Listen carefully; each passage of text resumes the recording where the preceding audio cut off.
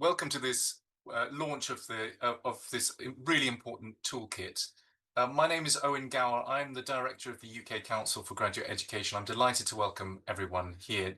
We have been wanting to work with Anna Bull and the 1752 group for many years here at the UK Council for Graduate Education. We've been communicating and collaborating behind the scenes for a long time. But it was really with this project which Anna presented to us that this collaboration has got formally off the ground. This is a really important piece of work, and I'm extremely grateful to Anna Bull and to Kelly Prince, the co-authors of this toolkit, who've given their valuable time and expertise into producing it in the informative and readable and usable way that it is here. We're very grateful also to the University of York, who funded Anna and Kelly to undertake this work.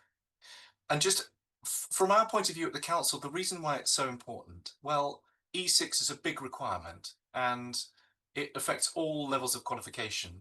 When a regulation hits all qualifications at once, it's often the impact on postgraduate research which gets overlooked. So I commend this toolkit to you as a way to empower you to ensure that institutions are considering the impact of harassment and sexual misconduct in the specific context of postgraduate research. The toolkit really is what it says. It's a set of tools for you to implement as you see fit within your organizational context. But it also provides you with the evidence you need in order to speak to the different parts of your institution who may need convincing that particular measures need to be put in place to protect and support postgraduate researchers particularly. I really hope that you get as much out of this toolkit as we hope that you will. And that's it from me for now. I'm going to pass over to Anna Bull. Thank you. Thank you so much, Owen. We've been wanting to work with the UK Council for Graduate Education for some years, so it's been really great to be in partnership on this project. We've really appreciated it and also appreciated the networks that you've given us access to consult on the toolkit to make sure that it's as useful as possible as it can be. And I'd also like to acknowledge my co-author, Kelly Prince, whose expertise has been absolutely invaluable in this work. So what we're going to do, I'm going to give a presentation for about 20 minutes, kind of outlining some of the key features. And then we're going to hear from some people who are doing interesting work in this area. We're going to hear from University of Bath, which is one of our good practice case studies. And then we're going to hear from Sahana Arun Kumar, who's a PGR at the University of York, who's also carrying out relevant research in this area. So I'm going to tell you a bit about the toolkit, and I should say it's funded by the Enhancing Research Culture Fund from Research England, which is via University of York. So we're very grateful for that. So to start off with, why is this toolkit needed? As Owen said, there's a concern that PGRs and their specific needs might get lost in implementing new regulatory requirements. And this is not just the Office for Students E6 regulations in England. This is also, of course, the Worker Protection Act, which is in place for all employees across the UK for preventing sexual harassment. And the Office for the Independent Adjudicator has got relevant guidance in this area. But I think and my theme throughout is going to be, okay, this is a regulatory moment where there's a lot going on, but I'm very aware that many institutions across the UK and internationally have been in recent years ramping up their efforts to address harassment and sexual misconduct and gender-based violence more generally. And this is just one kind of waystone along the way. Waystone, I think you know what I mean. But why PGRs? Why are we focusing on this group? In the Office for Students' own research last year, they found that 6% of PGRs had experienced unwanted behaviours of a sexual nature in the last year alone, from a relatively small scale study, but that's borne out by other studies internationally. PGRs face different types of harassment. They're more likely than other students to face sexual misconduct from staff in particular. We know from a large-scale study in Australia that 10% of postgraduate students, not disaggregated for PGR, were targeted by a tutor or lecturer. So this is not a rare occurrence. We need to lose any idea that this is only an occasional happening. This is still common. It's particularly important in the current climate to note that non-binary and trans students experience much higher rates of sexual harassment than cis women. And alongside that, they are likely to be experiencing harassment on the basis of gender identity. So while we might make the assumption that maybe cis women, heterosexual women are more at risk, this is absolutely not the case from empirical data. LGBTQ students more generally are especially at risk. So in any implementation in this area, we need to really bear that in mind. And of course, the E6 requirements are about harassment on the basis of all identity characteristics under the Equality Act, not just sexual harassment. And we know that racial harassment is also common in universities.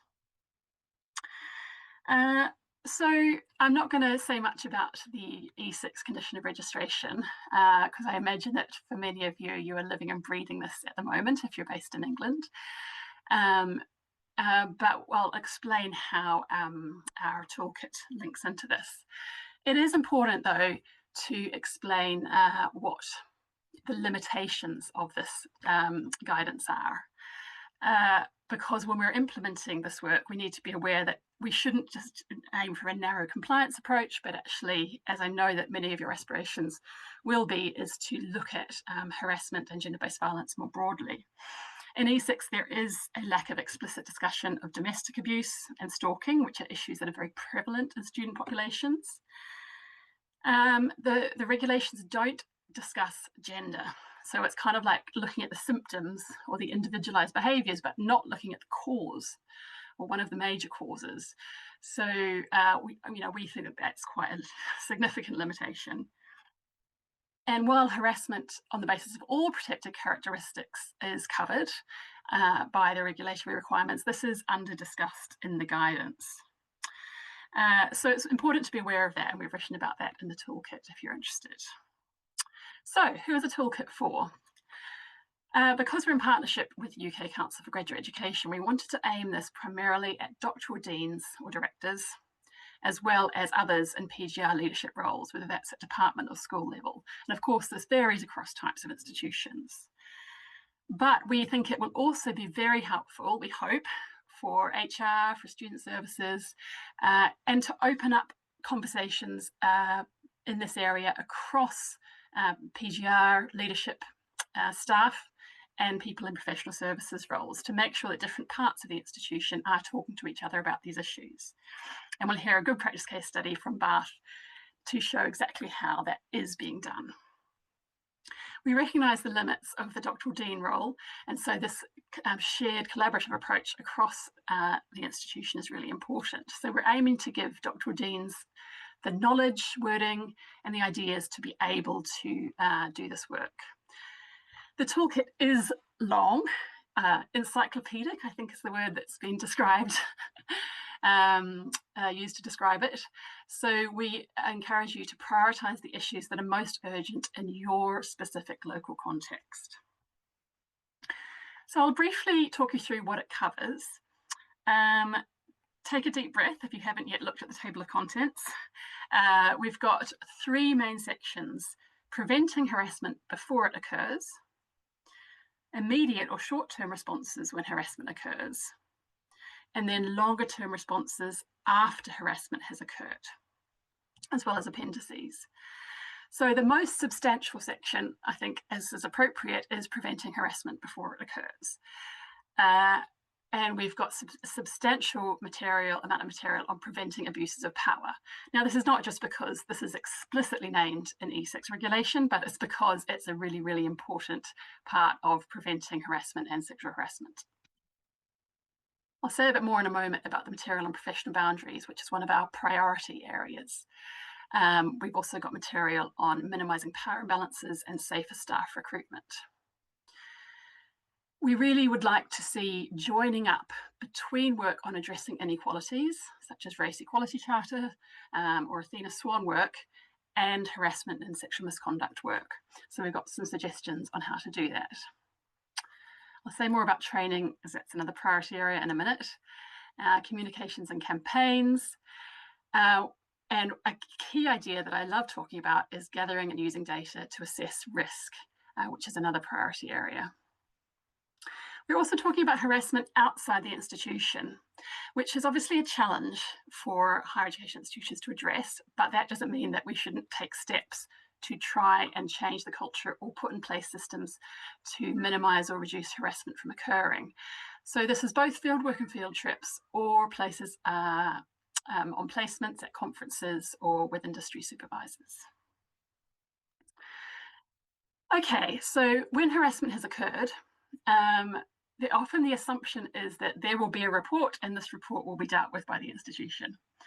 Unfortunately, those of you working in this area know that that's not usually how it happens. So we've got a focus that's evident from both E6 and the Worker Protection Act, that waiting for a named complaint to take action is no longer acceptable. 10 years ago, when we started doing this work, that was certainly the norm in an institutional response. If there was a concern raised, people might be told you have to put in a named complaint or report for us to take action. It's very clear that that's not the case. So you can read more about our approach in the toolkit, but we've suggested ways on acting on all informal disclosures and implementing proactive or university-led investigations. And there's a good practice policy example from the University of Cambridge, who have got this in the 2023, introduced this provision into their dignity at work policy. There's detail on support, including for those responsible for harassment. We've got a bit on reporting investigation, but we haven't gone to town on that one because we've written about it elsewhere. I'll say more about that in a moment, and reporting to funders. And then the third and final major section of the report is longer term responses after harassment occurs. Now, this is not something that's discussed in E6. It is, however, in the Office for the Independent Adjudicators Good Practice Framework in the form of remedies that should be offered to complainants. So we've talked about both individual and collective remedies that can be taken, as well as steps to embed PGR voice and transparency and openness to rebuild trust. There's also some appendices.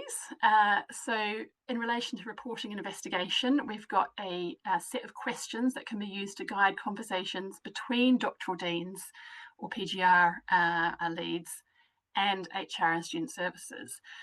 Because there's a risk that people in the academic side of things, or the doctoral deans, will get left out of those conversations. But actually, it's really important that departments and PGR, people in PGR leadership roles are involved to make sure that safety measures are put in place, to make sure that appropriate remedy or support is put in place after a report.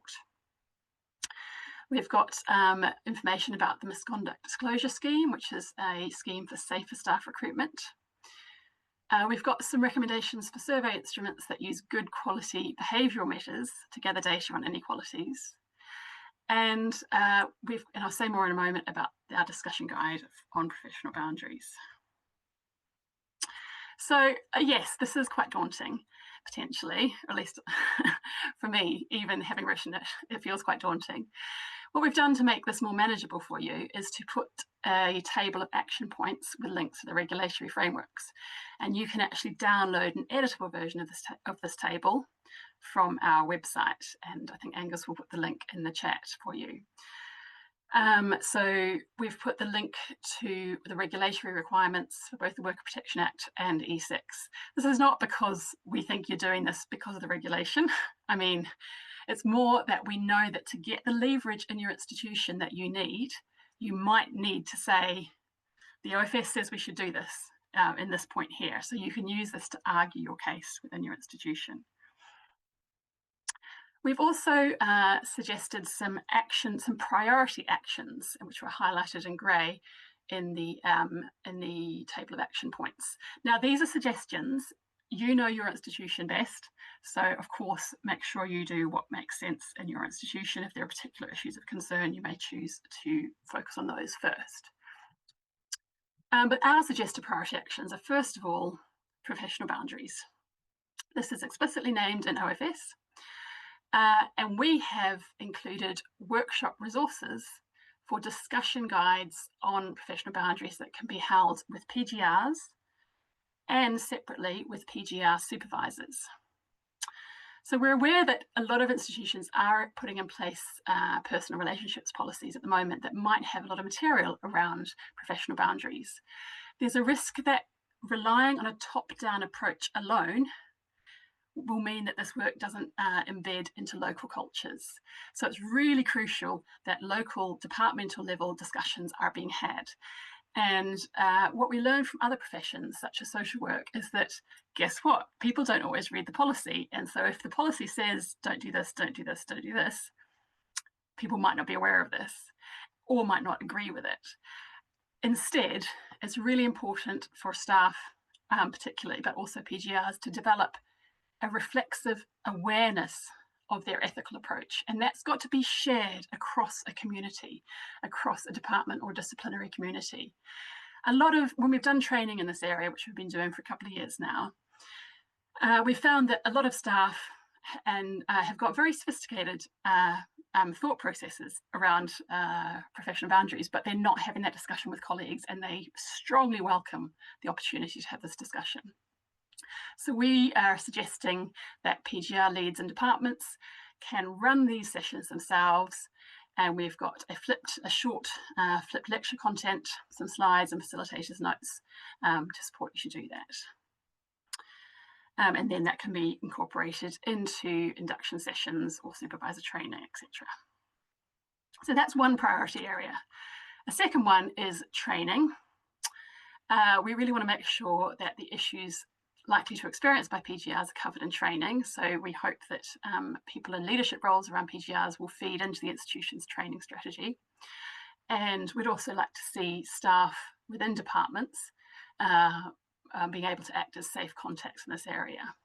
I know there's a big ask around E6 for training, so I won't say more about this at the moment, but basically don't forget PGRs as a key message. I wanted to put in an easy win, and this is to ensure that PGR handbooks include links to information on the approach to addressing harassment and misconduct. Now, this is an explicit E6 requirement, but it's also supported by research literature, which shows that one of the main reasons that people don't report is that they don't know how to, and they don't know where to find information. That's come up in my research and elsewhere. So making sure that this information about support, about safety measures, and about reporting is available. We're going to hear in a minute about from the University of Bath about gathering data to assess risk. And so we've suggested that deans and directors should establish what data about harassment and sexual misconduct is collected in relation to PGRs and ask for regular reports on this. And this is clear from the Worker Protection Act that they need to be assessing where the risks are within the institution.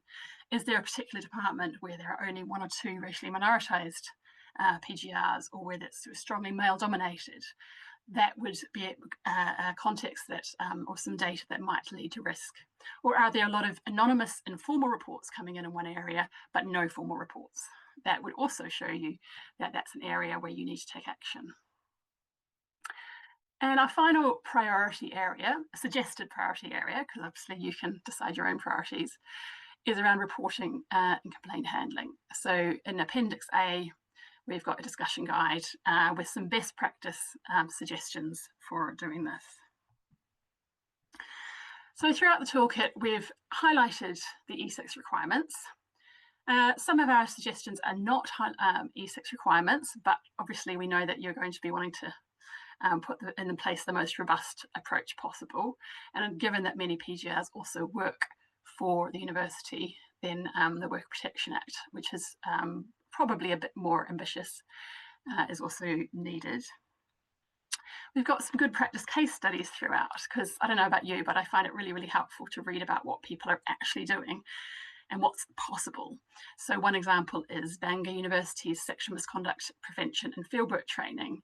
And one thing I found really interesting from this case study is that staff who completed this training were then more likely to go on and do other training in this area. So it was having a positive culture change and knock-on effect.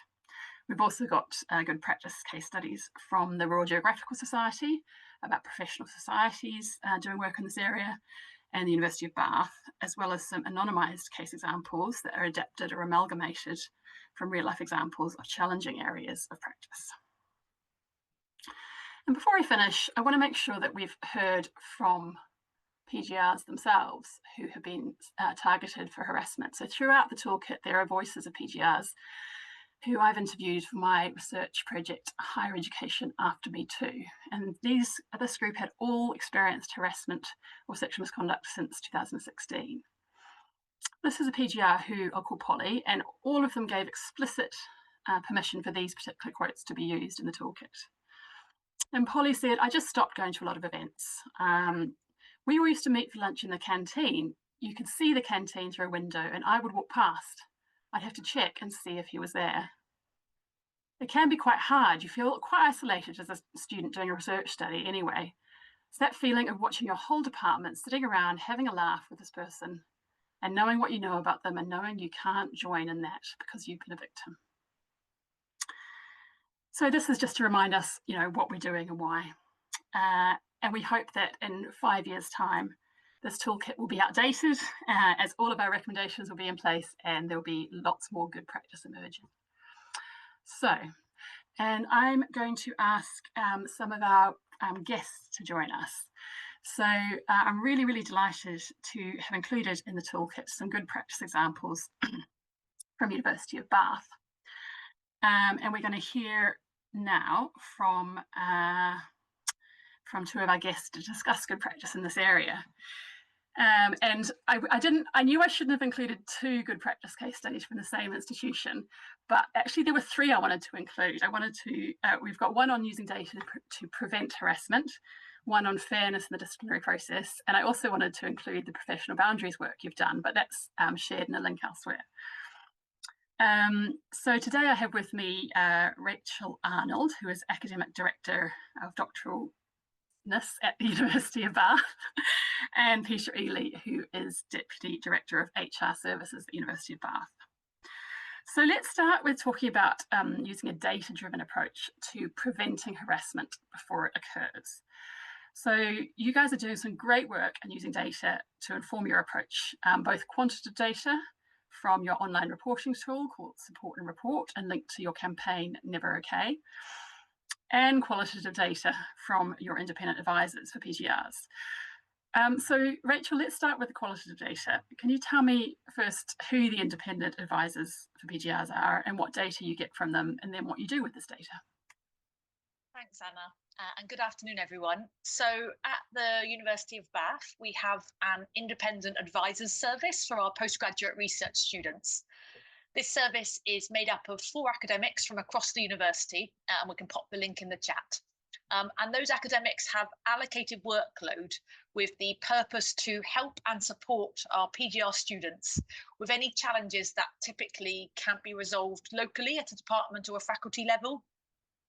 So this can be related to a whole range of different challenges. It might be conflict or challenges with supervisors, research teams, or other colleagues, registration, suspension, examination issues, all forms of harassment and bullying, appeals and complaints, etc. And as well as students, the service is also available for supervisors to discuss any challenges that they might be facing in their work with PGR students.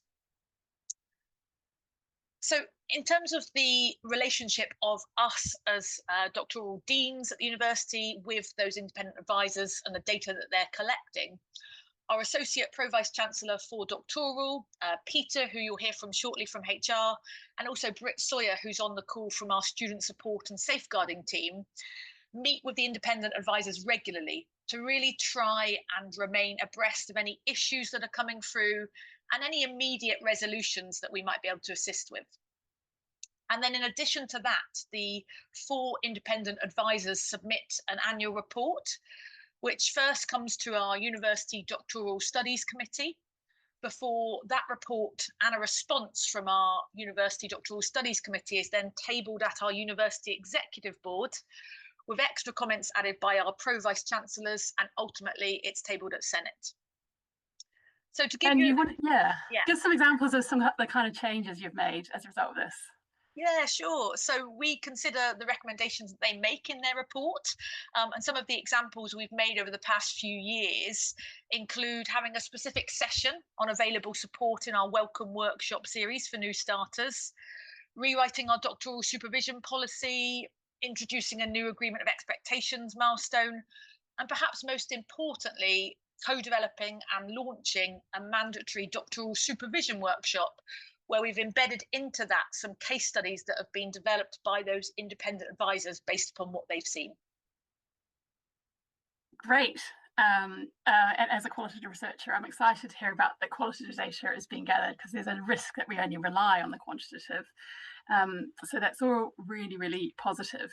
But of course, you do gather and use quantitative data as well. So Peter, could you tell us a bit about the reports you're starting to get from Support and Report, and what you do with this data and how you share it at PGR level? Welcome, everybody. Thank you. So yes, we use the data in a number of different ways. So we've had Support and Report since 2018. Originally it was Report and Support, but we actually made a very deliberate action to say Support and Report, because part of the process that follows from reporting is that those individuals get support first, and then we meet, and then we work together on the best interventions to take relative to the things that are coming forward. But in terms of the data, we've been, for the last 3 full academic years, we've been producing a staff and a student report of those figures. And that's been really helpful just to see how we've changed our approach. We've put a lot of input, not for kind of sexual misconduct, but for, relationship difficulties that are happening often between PGR students and their supervisors. We've a whole suite of informal interventions that we're able to use, and we're using those increasingly. So if you went back to 2021-22, there were only about 12% of our reports that resulted in an informal intervention, whereas last year that went up to 79%. So that just shows, now that is against a massive increase in our reporting level. So from 21-22 to 22-23, we went up 55% in the numbers of staff reports. It was actually a high percentage in the number of student reports. And again, from 22-23 to 23-24, we went up 85% in the level of reporting. So we've seen a lot of that. A lot of that is around the Never Okay campaign that we operate. A lot of it is around presentations that Britt and I do around student groups and staff groups in the organisation, and the whole campaign that we've had in this area. So I think that is all important. It's been really useful to have that data now over a sort of 2-3 year set. For this year, we are completely combining the student and staff reports into a singular report. But that's the kind of high level, and that obviously allows us to identify departments where we're getting significant reports, and we then put additional interventions in, working very closely with our cultural inclusion team, and using individuals as well. We had in 2019, we put together a professional boundaries working group that was made up of academics across the university. Those individuals who worked on that are sometimes used in issues that occur, and they can be very good at mentoring individuals to change behaviours. Again, stop those problematic behaviours happening, particularly where we've got groups of, for example, former PhD students who then become a postdoc and then become an academic. That transition is really important around professional boundaries, because their sort of peer group may still be the PhD students that they were sort of working with before. So I think all of those things are ways in that we've used the data on a kind of whole organisation basis, and then on a much more specific basis. Just to clarify, you've drawn out the PGR data and reported that directly to Rachel, I think. That's right. That's right. Yeah. Yeah. So that's the really important part here. And I think what's probably clear from the fact that we've got the doctoral director and the deputy head of HR in the same room, and I think Rachel said to me, "Oh, can I bring Peter onto this webinar?" And I was delighted, because that shows to me that close working relationship between HR and you mentioned Britt Sawyer and student services and the doctoral leadership across the university is in place. So could you say a bit more about this working relationship and why it's important? Maybe over to you, Peter. Yeah, so I mean, if I perhaps start, I mean, we've worked really closely with the independent advisors. I think probably originally that came from one or two particular cases. And since that, you know, our numbers of independent advisors have increased from 1 in 2020 to 4 that we have now. So we've increased the numbers as part of that. I think what's been really important is understanding the learning from particular cases that have occurred and the realization that there is a whole load of other potential cases. I think where the independent advisors have really helped us is they can give us a sense of what is coming into them that they still don't have permission to talk to us about. And that is that's a huge issue in this area. The other key difference was when we brought in our first Dignity Respects liaison officer, who was Brit. She joined us in 2022, and from the beginning, we've worked closely together. We meet at least once a week, often many more times a week than that, and we are working collectively on cases that go across staff-student area. So for any report that comes in through support and report, if it is a student who is raising issues about a member of staff, both Brit and I will triage that call that comes in. And that allows us to work really closely together. We've done a roadshow around the organisation for student groups and for staff groups as part of that. So the whole thing has to run across the staff-student boundary. It's complicated because you may have a student-student case, but actually that student may also have a job.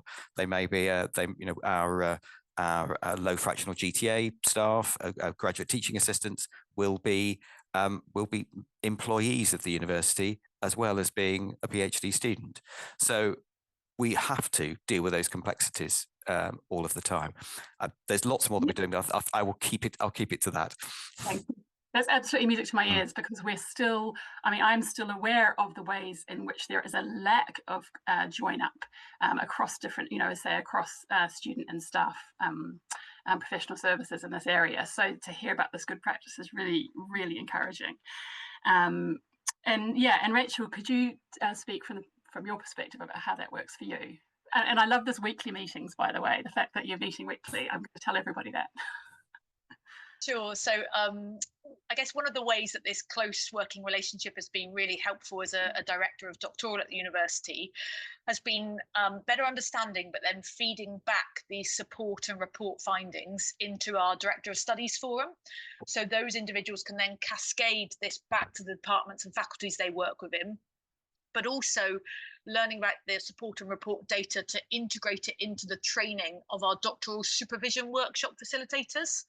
And just one point I wanted to note, which I think is quite important, is whilst I feel that we as an institution have made really excellent progress, Peter mentioned, for example, the recruitment of Brit Sawyer and our work around informal resolution, we haven't got it all right yet. And we're currently reflecting on how we can join up the various services that our PGRs can get support from at the university to really start to close that feedback loop more.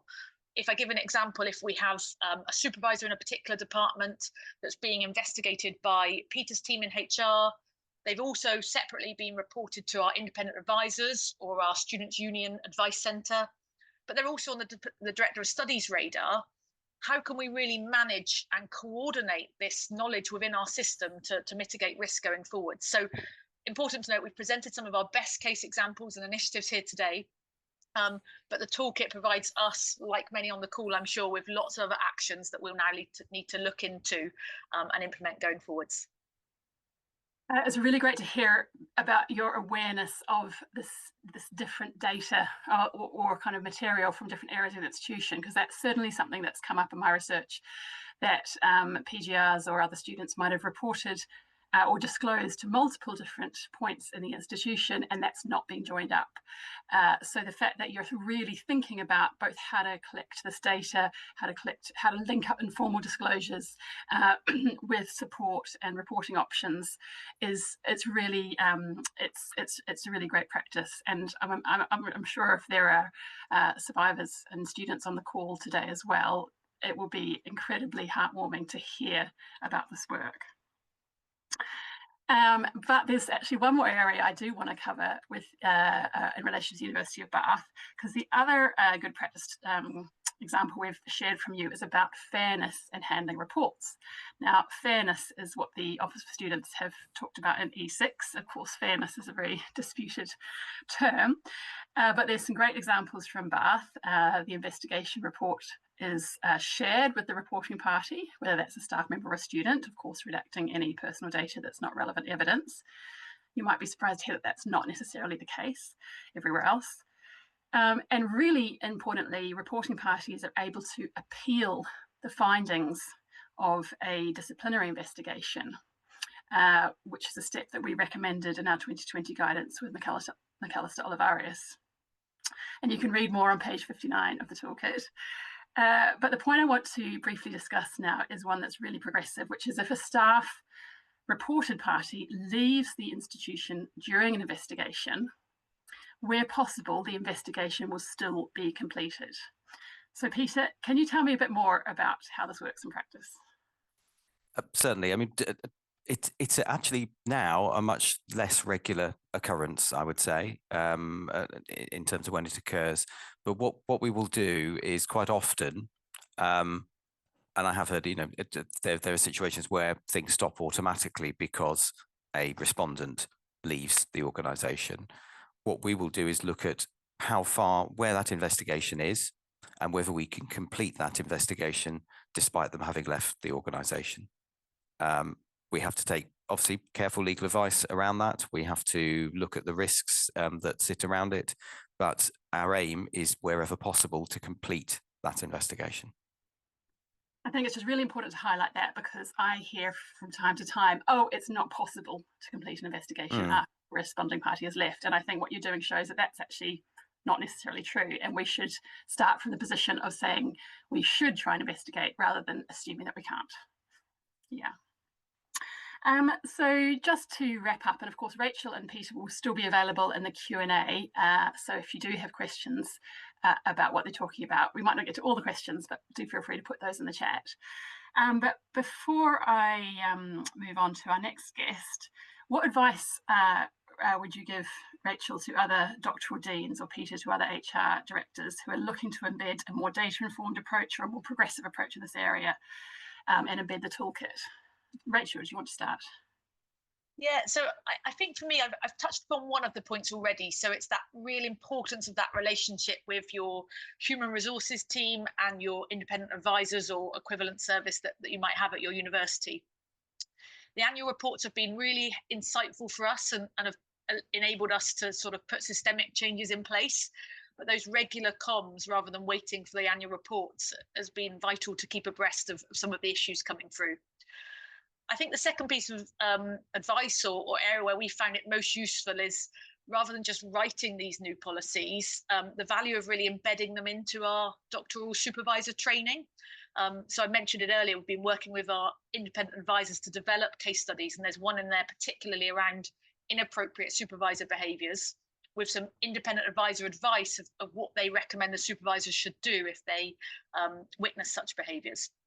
And I think my final piece of advice would be to just really try and play an active role as a dean or a director where possible in requesting the data to be able to assess that risk and make evidence-informed changes. Well, that is one of our action points, that deans and directors should request this data or find out what data there is and then try and get access. So I'm really pleased to hear you also think that's a good idea. And Peter, do you have any final words of wisdom and advice? Again, I think it's very much about the cross-working across the different teams. So working in HR with the student support safeguarding team is critical. Working with the independent advisors, doing joint presentations as well is really important, so that you've got student support and safeguarding, you've got independent advisors and HR in the same presentation. When we're talking to heads of department or we're talking to postgraduate directors of studies, that's, I think, been really important. And I think our whole approach, as Rachel was saying earlier, we are very aware of the things we're not doing. There is a hell of a lot of work to be done. Our constant aim is to try and listen to and learn from what's happened, and to apply that practice going forward. Helpfully, you've put lots of this into a guide that we can now use straightforwardly. So yeah, you've mentioned the point. That brings us on to the point about PGR voice.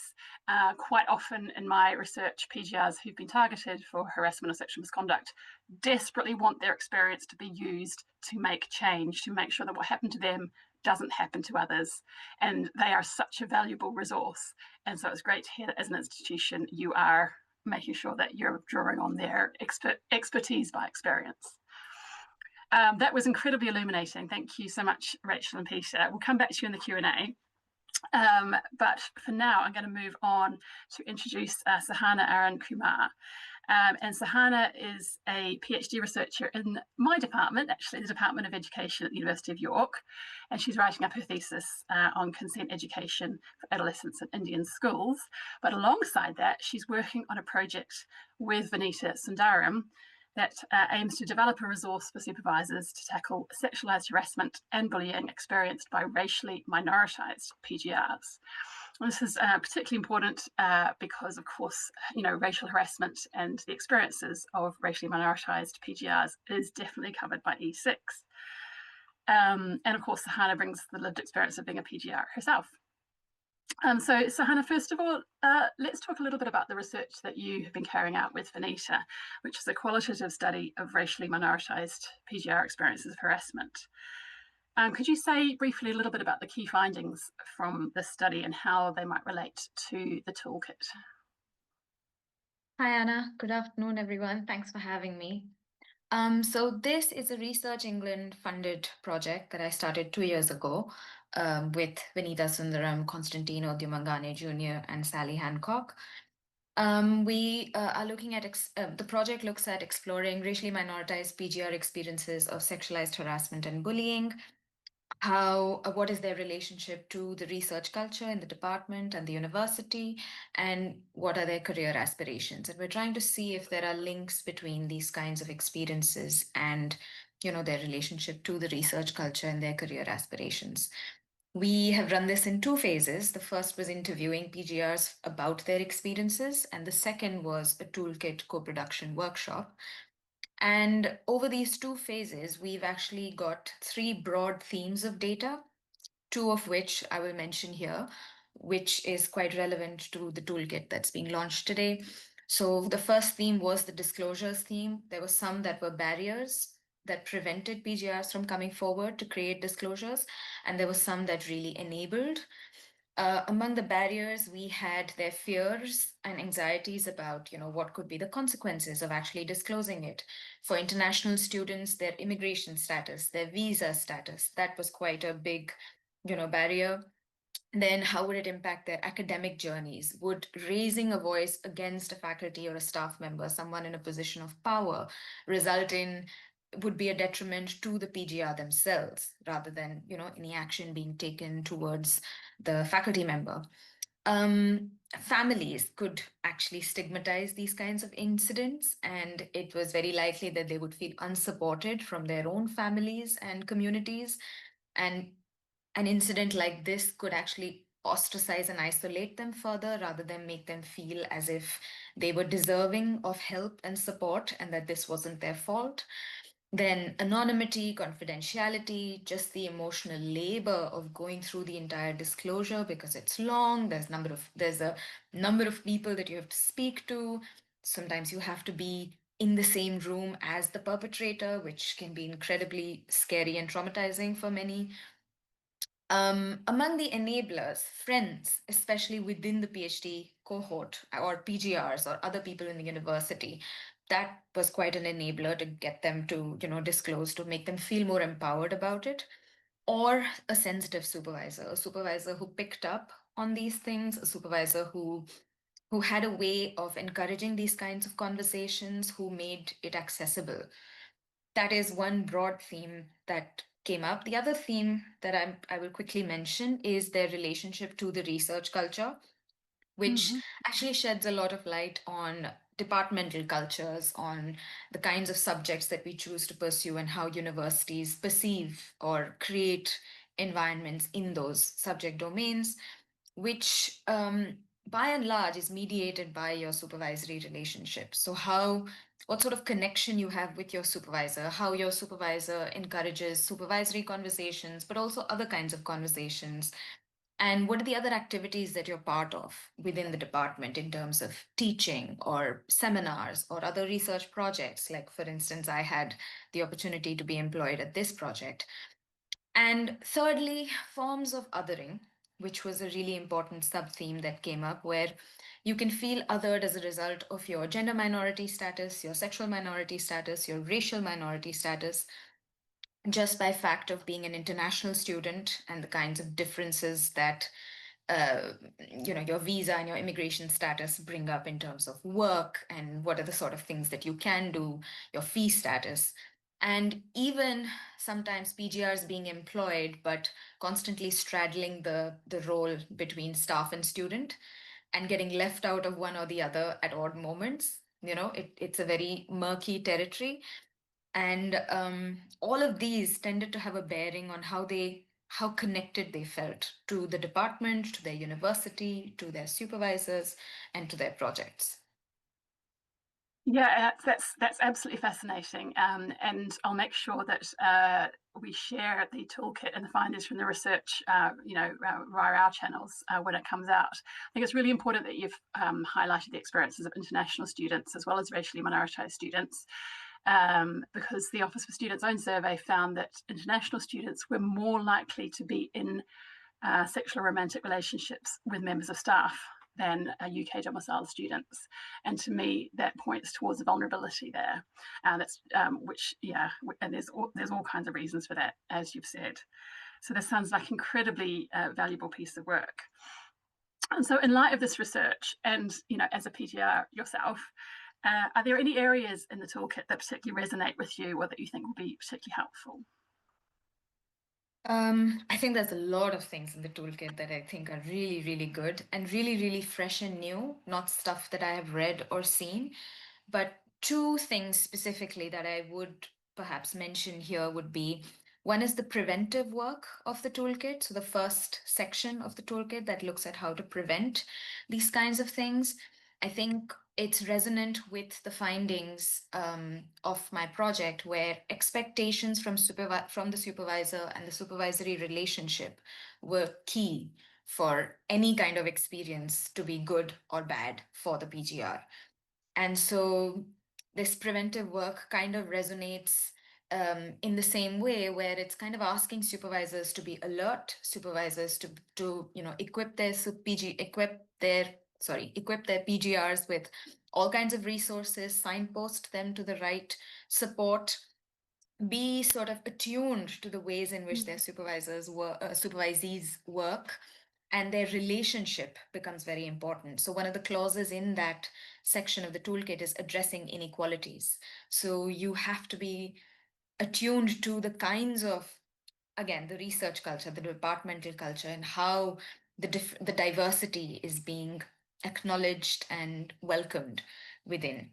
That was one. And the other would be the short-term response. I thought the short-term responses of doing little things where you value the complaint and change their workstation, for instance, create temporary accommodations for the PGR. I thought that was incredibly validating, where their complaint is being taken seriously and their safety and well-being is priority. That's the message you're communicating to the PGR, which some of our participants had not experienced, which says a lot about how these things need to be managed.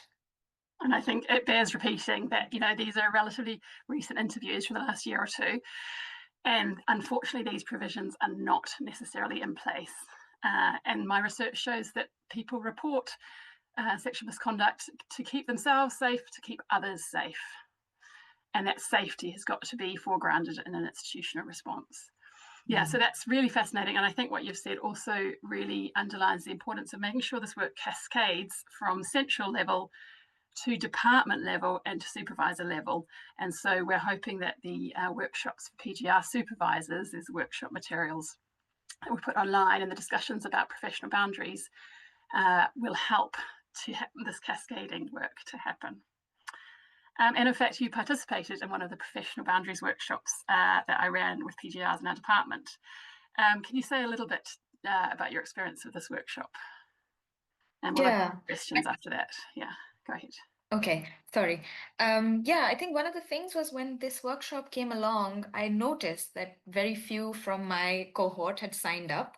And I found it strange that I and maybe a couple others were so keen to sign up, but others didn't find that this was something important for them to attend or think about. And I remember I went around asking a lot of people, wrote on our common PhD WhatsApp group to kind of encourage them to, come and participate, because this has a bearing on their experience in the university, in their department, relationships with their supervisors. And that's how a few of them came along. And that for me is also telling on how involved and invested do PGRs and PhDs feel towards their departments, towards universities, and what could help that or what could be a barrier towards that. What stayed with most of them were the scenario discussions, where would you go out, to the bar with your supervisor? When would you go out? Would it be okay for a supervisor to stay on at a party which had alcohol in it? And things like that. These scenarios I thought were really telling. And it just goes back to the previous point where I was talking about the importance of the supervisory relationship, because there were so many nuances to everybody's responses. Some felt, your own age, your own ethnic minority status, whether you're a home student or an international student, whether you and your supervisor are the same gender, all of these things play a part in how you feel towards your supervisor and in how the relationship is built up, and then in what would be appropriate and inappropriate.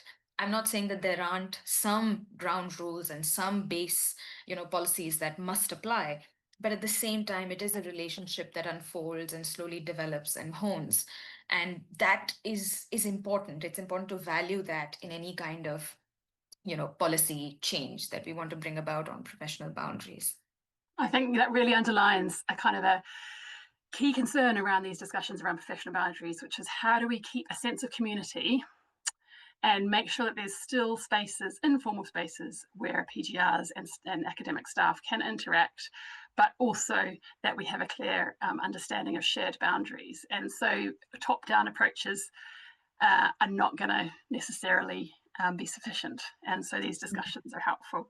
So yeah, I'm really grateful for your support in mobilising the PGRs to come along to that. And I think that's an important learning for those listening as well. So now I think I'm going to take a little breather while Owen steps in to facilitate a Q&A. And I can see there's quite a few questions that have come in. So Owen, do you want to get us started? Thanks, Anna. And I'm not sure how much of a breather you're going to get, because I think some of these questions I need to direct towards you, but I'll give you a little bit of a break. By starting with a question, I think it would be great if we could hear from Peter and your response to this. And the question is on the practice of continuing investigations once a staff member has left the university. Would you be able to advise on best practice in terms of that staff member obtaining references or information being shared with their new employer? Particularly if they're going into another role where they'll be supervising students or vulnerable groups where there could be safeguarding concerns. If Peter, you could have a go at that question, then I want to come to you, Anna, with that one as well, please. Okay, can you hear me? Shall I start? Please. Yeah. So, I mean, it's a complex, it is actually quite a complex question legally. So I put that sort of caveat at the beginning. I would say, first of all, it starts with actually having a very clear reference policy. So for the provisions of reference, so there is it is very important that there is a clear policy for any individual who is leaving the organization with a warning, where references are then provided, that a fair and accurate reference is provided for that. Now, there is obviously confidentiality of disciplinary outcomes. Those in our organization will sit with the head of department, will be aware of any warning that applies to a member of their staff. That means that when academics are giving references, it's really important that they check with a head of department, depending on what the reference is for, if it's an employment reference as part of that. So I think you've got to start from that point, first of all. If you add on to that the issue of an investigation that has continued after somebody has left. Part of that will depend on, has that individual had any involvement into that, completing that process, because they will have left, and then subsequently the university has carried out a process that has found this outcome. That is a materially different situation to if they had been dismissed at the time or a warning had issued at the time. So you have to make that distinction if you're going to provide that. That's a shortened answer I think I can provide to that question, but there are legal issues within it that have to be carefully managed. Thank you, Peter. That's very, very helpful. Anna, do you want to come in on this question? I definitely do. So first of all, there's a section on safer staff recruitment in the toolkit, and we've got sections on values-based interviewing, or how you can use that at recruitment stage. We've also linked to the misconduct disclosure scheme, which is a free-to-join international scheme which was set up by the Foreign and Commonwealth Development Office, and hopefully we'll have a link in the chat shortly if Angus wouldn't mind adding that. And we've had a campaign since last year to encourage higher education institutions to join. There's a link in our briefing note that will be shared in the chat to Evershed Sutherland legal advice, which says it is legal to share information about yes or no answers to questions confirming whether there are ongoing or upheld disciplinary cases at the time of hiring. There are, of course, a lot of complexities around this, as Peter said, but hundreds of organisations internationally have joined the scheme. Many employers are doing it. GDPR is not an overwhelming barrier. You do have to be careful, of course. So I think that's, you can either join the misconduct disclosure scheme, or you can do this without joining the scheme. You don't have to join the scheme. And that could be one step in a wider values-based interviewing or values-based recruitment process. And I think there's a lot that we can learn from other organisations on that. Yeah, I could go on, but I'll leave it. And I think, Peter and Rachel, we've discussed whether Bath will be open to joining the misconduct disclosure scheme. And I think that's a kind of it's not a definite no, shall we say? No, that's right. Thank you, Anna. So the next question, I wonder if I can pose this one at you, Rachel. It's somebody's asked that there isn't a call for a complete ban on staff-student relationships in E6 nor in the toolkit. And I'll come to you, Anna, for your perspective on this as well, if you don't mind. Is there a preference for a ban on these relationships, or a preference for no ban but increased monitoring? I just wanted to pose this one at you, Rachel, to begin with, just to ask whether you had considered a ban on romantic relationships between doctoral researchers and supervisors at Bath at all, whether there's one in place, whether you're even aware of other institutions having instituted that ban. Obviously, in Australia, there is that ban. We know that's the case. I see, Peter, you've got your hand up too, so I'll come to you as well. But Rachel, do you want to have a go at that question first? Yeah, I think it might actually be worth Owen going to Peter first, if that's okay, because he's been leading our policy in this area, but then I'm happy to add some further context. Thanks. Over to you, Peter. What we have done in terms of our response to E6 is to follow the 1752 group and UCU guidance around this. So we are our policy, which has been through our trade unions and will go to council in a few weeks' time for final sign-off ahead of the 1st of August, has within it a ban between staff and students in a range of situations, including those where an academic is supervising a student. So that is quite clear. I mean, obviously, the E6 has some particular statements around things that have happened before the 1st of August that have to be taken account of. We are proactively going to be going out to all of our staff, and specifically to our academic staff, to alert them in relation to E6, and that will potentially provide. There may be some early disclosures that come out through that scheme. We're obviously prepared and ready for our record to be maintained securely and confidentially for that. Thanks, Peter. Is there anything you wanted to add to that one, Rachel? Yes, I guess just to say that that's been a real change in Bath in very recent months. So beforehand, staff were strongly advised not to enter into relationships. And if they were in relationships, they had to report it to the head of department, who then had to take action. As Peter says, it's been quite a big change at Bath now to place that ban. Thank you, Rachel. Anna, did you want to just make a comment on this? Always. I know you do, yeah. I think first of all, I put the link. We've shared the link to our UCU campaign. Various UCU branches have passed our motion, discussed and passed, or passed an amended motion supporting clear professional boundaries in this area. Our research, as linked in that chat, shows that 85% of students in our research are uncomfortable with staff having sexual or romantic relationships with students, and women are more uncomfortable than men. This is a gender issue. So that's an inclusion issue, it's an equality issue. But I think there's a danger that institutions are just going for changing this policy, therefore we're compliant with E6. And actually changing the policy is, first of all, there's got to be these discussions around what this means in terms of changing cultures, you know, as Sahana and I've talked about. And also, this is only one aspect of professional boundaries. If we're thinking about inclusion across a range of identities, like Sahana was saying, you know, going to the pub with your supervisor, who is that inclusive for? But I think we are seeing a lot of higher education institutions putting in place policies in this area, and you might have seen yesterday or the day before in the news, the Royal Conservatoire of Scotland has actually dismissed a professor and named him unusually for having a relationship with a student. So I think we're now moving towards the case where it's the norm to have a ban rather than the norm not to have a ban. Yeah, did you want to add anything on that, Sahana?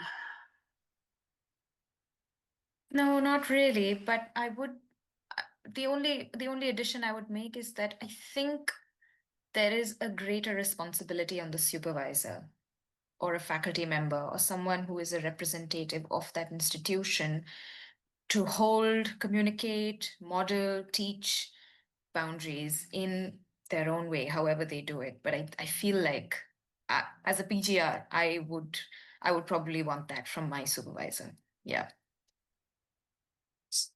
Sahana, can I just ask a follow-up question in relation to the professional boundaries workshop that you did? And presumably this was just with PGRs.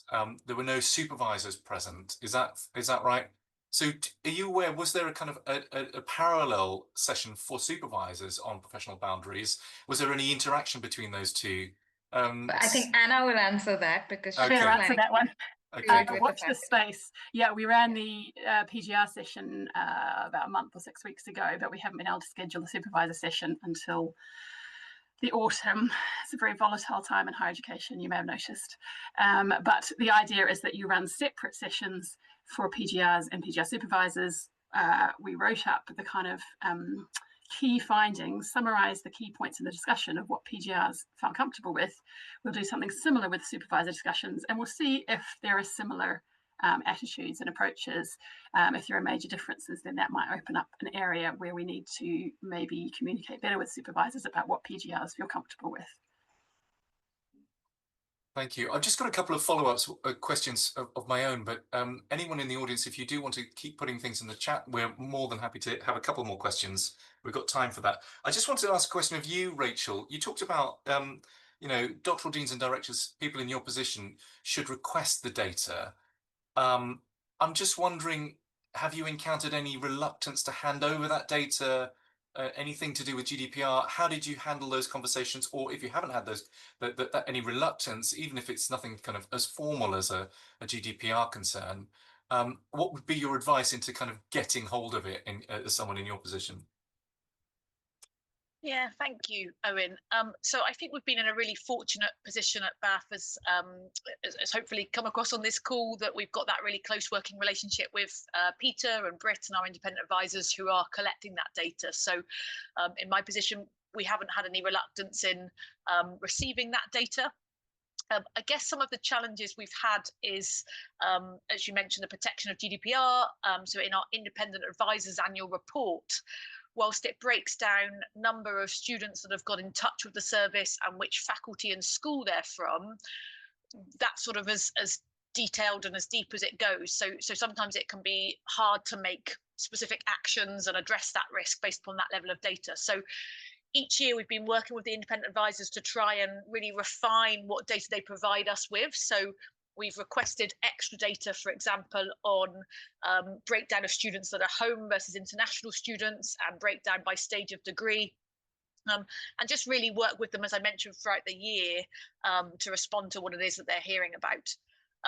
So I guess in response to your second part around sort of advice and recommendations, I think it's a really timely point at which we can start to ask for that data and make sure that we receive it, given what we've heard today around the Toolkit and the E6 and the Worker Protection Act. So I guess my advice would be using these toolkits and these new regulations to really help you make that case for why you need to see the data, and hopefully some of the case studies within that toolkit of why receiving the data can then help you to make evidence-based changes for the better in your institution. Rachel, that's so helpful. I just want to kind of dwell a little bit on that point that you made earlier about, you've already done a lot of work at Bath, it sounds like, to build relationships between different parts of the institution to kind of address these issues. But we have got a question here, and I think I'm going to pose this at you, Peter, if you don't mind. Does anyone have any advice on getting HR colleagues more on board? Much of this work is being driven by academic registry student support, with HR less engaged. So obviously at Bath, you're in the privileged position of having already a good culture to get that engagement across the board, across the different actors in this space, as it were. But if you weren't to have that, how would you get started in building trust between professionals in different sort of institutional units? I would hope, from a sort of professional point of view, from my colleagues, that they would be reaching out, and I'm aware that there is work with UHR, in this area. I must admit, I've been going to the UUK sexual misconduct and harassment conference for a number of years, and if I go back a few years, I felt I was about the only HR person in it. And a few people did a double take when I actually said I was from HR at it sort of early on. So I do get a sense that hasn't happened. I would hope that HR departments are engaging, and I would always say just reach out and talk to us. Working together is always the best way of building that understanding, and that's very much been our experience over the last, I would say, sort of 5+ years in this area. Yeah, thanks, Peter. We've got a question coming in, which is, I'd be keen to hear a little more about DARVO in the context of PGR harassment and sexual misconduct cases. Anna, could you tell us what DARVO is, and then tell us a bit more about that? Yeah, that's a really important question. So thank you to whoever asked it.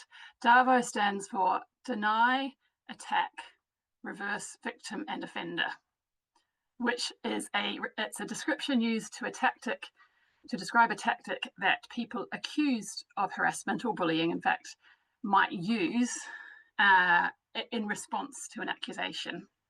Peter will probably be extremely familiar with this. HR are going to be consummate professionals at dealing with this behaviour.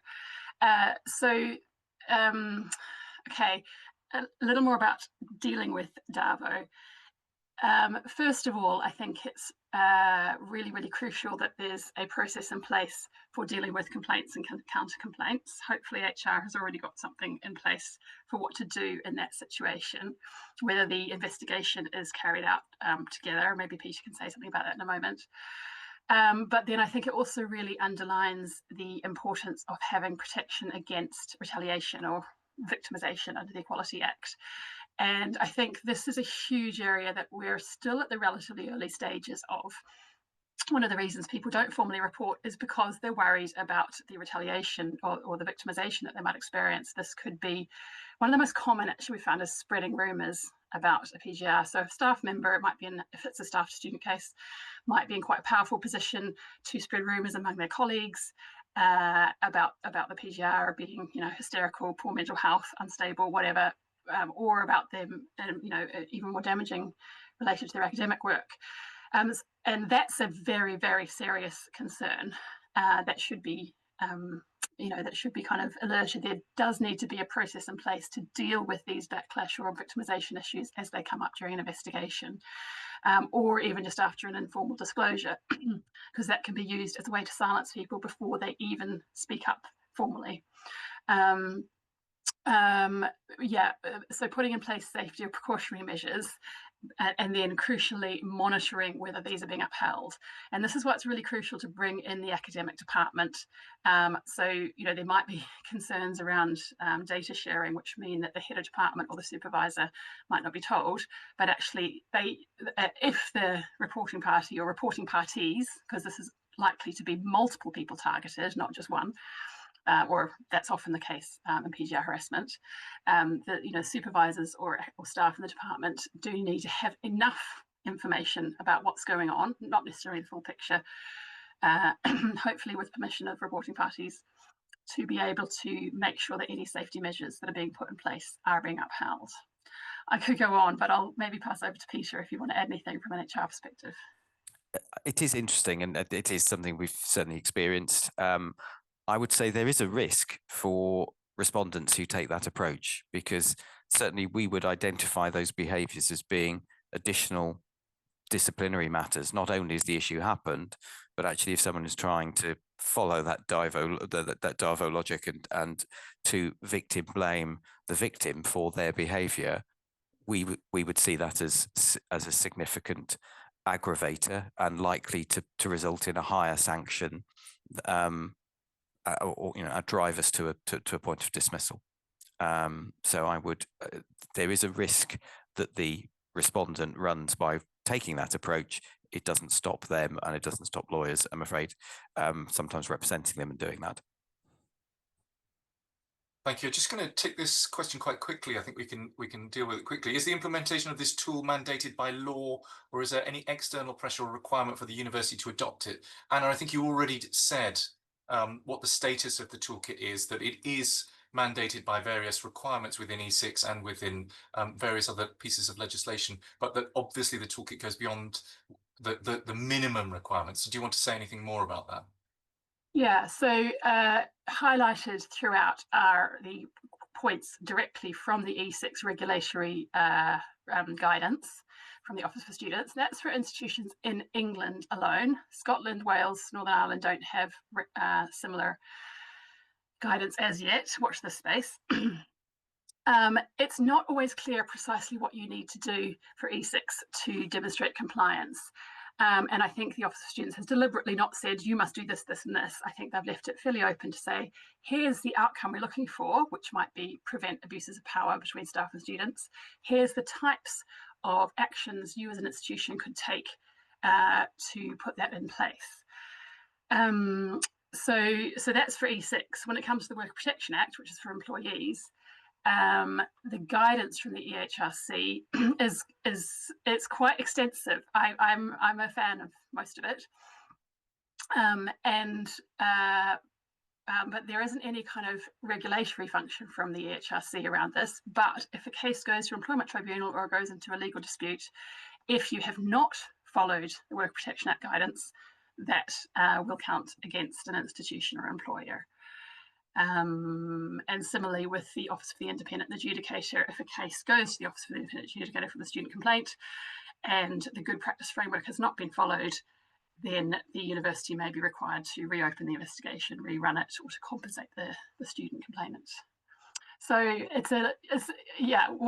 precisely what you have to do is not, we can't tell you precisely what you have to do. You have to look at your institution, look at the guidance, and hopefully our table of action points will help with that.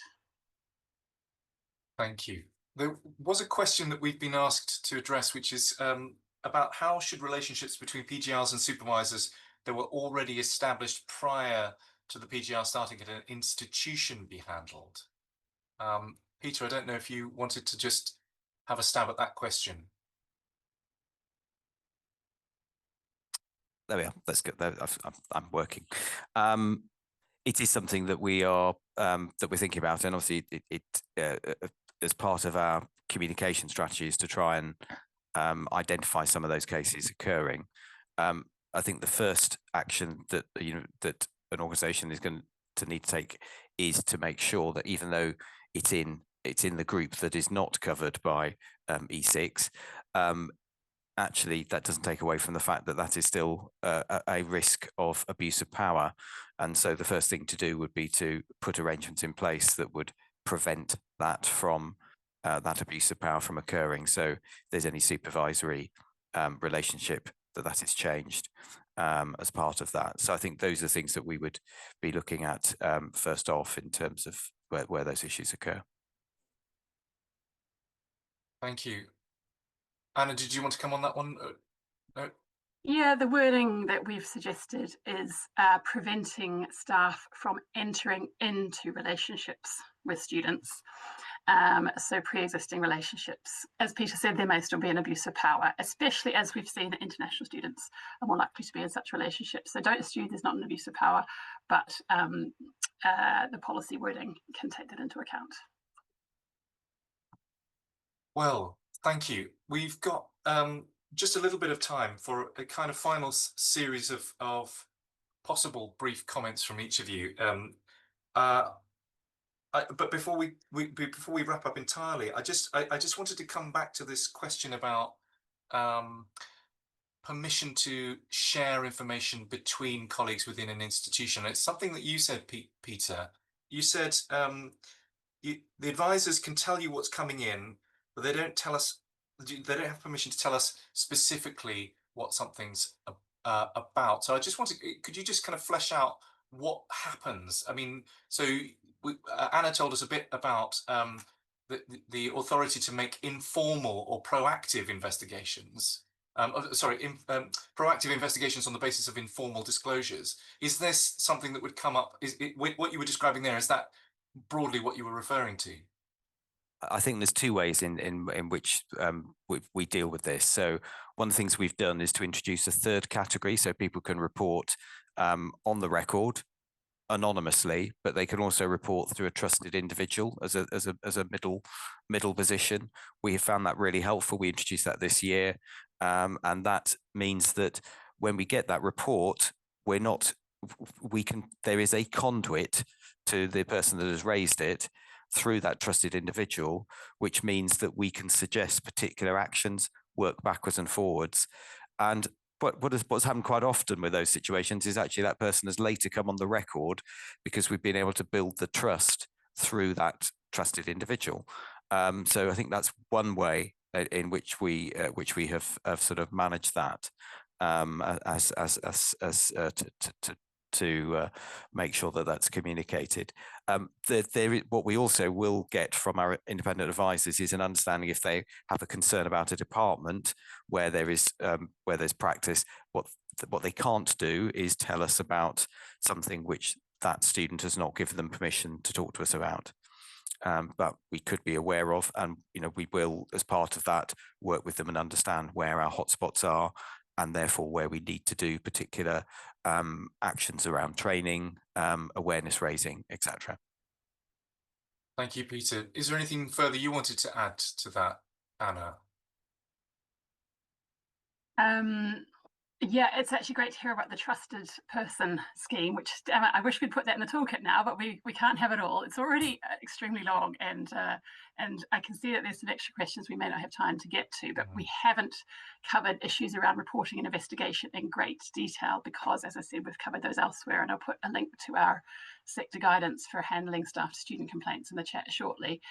But I think, a key issue is that, and Sahana will be able to, in fact, back me up on this, and this is shown by what you talked about in your research. Students, PGRs, are unlikely to make formal complaints about staff because it's just too risky for them career-wise, or they perceive it as being too risky, even in institutions that might have good practice in place around keeping them safe.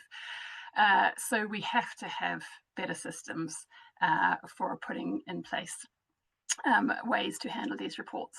I think that the thing I always come back to is that perpetration is serial. If we're looking at sexual harassment, I think the same is likely to hold for racial harassment or other forms of harassment. If there's one person that's making a disclosure, it's likely to be affecting multiple other students and probably staff.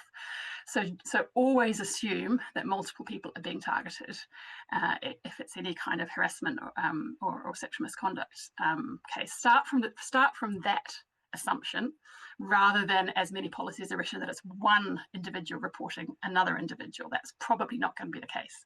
And then think about what that means in terms of risk and mitigating that risk. And I'm loving seeing you nodding when I say that, Peter. Well, thank you to our panelists. That was a really, really interesting discussion. Thank you to everyone who posed a question. As is always the case, just towards the end, when we're running out of time, lots and lots of additional questions came in. So apologies that we didn't get round to all of them. I just wanted to wrap up by thanking Annabelle and Kelly Prince once again for co-authoring a brilliant, very useful, very informative, encyclopedic toolkit, which I think is going to be of use to everyone in the postgraduate sector. I know that it's particularly targeted at deans and directors, but I think everyone should be reading this toolkit, and I really do commend it to you. And I also wanted to thank them for the assiduous way in which they consulted with UK Council for Graduate Education stakeholders in making sure that this was as usable and user-friendly as it possibly could be, given the complexity of the subject matter. So thank you once again to Anna and to Kelly. And just a final thing from me, which is that this, I hope, is the beginning of the conversation, not the end. We would love to hear from you about how you've used the toolkit. Please write to us at the UK Council for Graduate Education, and we want to showcase the excellent practices that come about as a result, hopefully, of the toolkit and the support that we've offered you through it. Write to us, tell us about it. We can put on a webinar to celebrate the good work that you're doing within your institutions. So please don't let this be the end of the conversation. So thank you all very much for attending. I hope this toolkit is of use to you. I'm sure it will be. Thank you, and have a great afternoon.